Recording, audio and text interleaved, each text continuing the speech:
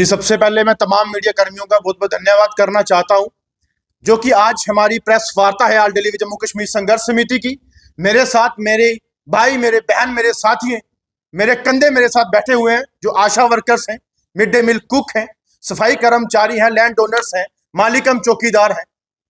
मैं आज इस प्रेस वार्ता के माध्यम से सरकार को बोलना चाहता हूं कि जो आपने एक दो दिन पहले असेंबली के अंदर जो आपने आंकड़ा दिखाया है, 1,05,01 जो है daily Vaser, casual labour, seasonal workers, scheme workers, जो आपने डाटा दिया है, ये फाइनल डाटा है। हम इस डाटा को कंडेम करते हैं। ये कौन सा डाटा है? आपने 2014-15 में जब भाजपा पीडीपी की सरकार थी, तब उस सरकार के दौरान इस डाटे को कलेक्ट किया गया था और डाटा बायोमेट्रिक के तहत जो है वो आज बनाया गया था और वही डाटा आपने आज पेश कर दिया। अगर 20 साल पुराने आप लोगों को परमिट करना चाहते हो तो सुन लीजिए आंकड़ा। सबसे पहले मिड डे मील कुक जो स्कीम वर्कर्स हैं 30,000 की तादाद में, हमारे पुलिस डिपार्टमेंट के एसपीओस वो 34,000 की तादाद में, हमारी आशा वर्कर्स वो 13,000 की तादाद में, हमारे मालिकम चौकीदार वो 4500 हैं, हमारे जो एसबीएम के हैं वो भी 4500 हैं, हमारे उसके बाद लैंड ओनर्स हैं वो हजारों की तादाद में, हमारे उसके बाद सीपीडब्ल्यू वर्कर्स वो कम से कम 10-15 हजार वो हैं, और उसके बाद हमारे और भी जो लोग हैं, वीडीजी वर्कर्स हैं, हमारे इरिगेशन डिपार्टमेंट के हैं, फ्लड कंट्रोल के हैं, हमारे आईटीआई पीएचई के हैं, हमारे हेल्थ विभाग के हैं, हमारे रेवेन्यू के हैं, हमारे एनवाईसी के हैं, हमारे सीजनल हैं। ये मिला के 1,05,01 डाटा नहीं बनता। ये उमर साहब हमें बेवकूफ मत बनाइए। और पहले डाटा आपका 1,05,01 आता है और कल परसों न्यूज सुनने को आ रही है 30,000 को रेगुलाइज किया जाएगा।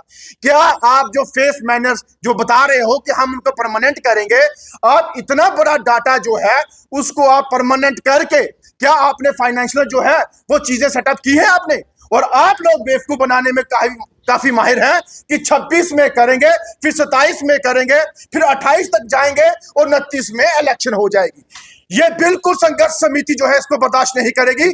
आपने बेवकूफ बनाना था वो बना लिया। जब आपने इलेक्शन लड़नी थी तो तब भी यही बातें कहनी थी और डाटा देने में इतना टाइम लगाया।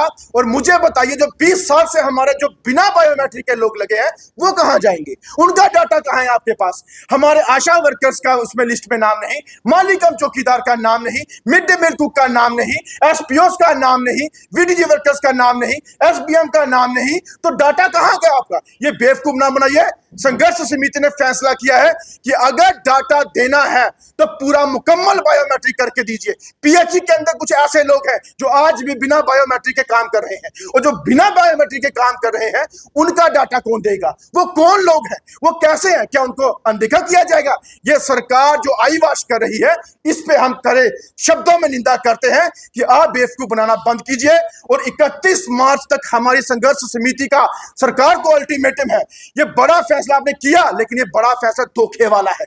यहां पे मिनिमम वेजेस एक्ट की बात आती थी, वो कहां गया मिनिमम वेजेस एक्ट? और हमारे लोगों के वेजेस बढ़ाने की बात आती थी, वो कहां गया हमारा वेजेस? लेकिन हमें 31 मार्च तक अगर मिनिमम वेजेस एक्ट जो हमारी मांग है, जहां हमारे जो बाकी लोग बायोमेट्रिक के बिना चल रहे हैं उनकी मांग है, जहां इनकी मालिकम चौकीदार के पिछले 22 साल से बिना पैसों के काम कर रहे हैं, हमारे सीपीडब्ल्यू वर्कर्स 150 रुपए में काम कर रहे हैं, हमारी मिड डे मील कुक, आशा वर्करें बहनें, एसबीएम के सफाई कर्मचारी हमारे जो है जिनको निकाला जा रहा है और कहते हैं हम सही कर रहे हैं।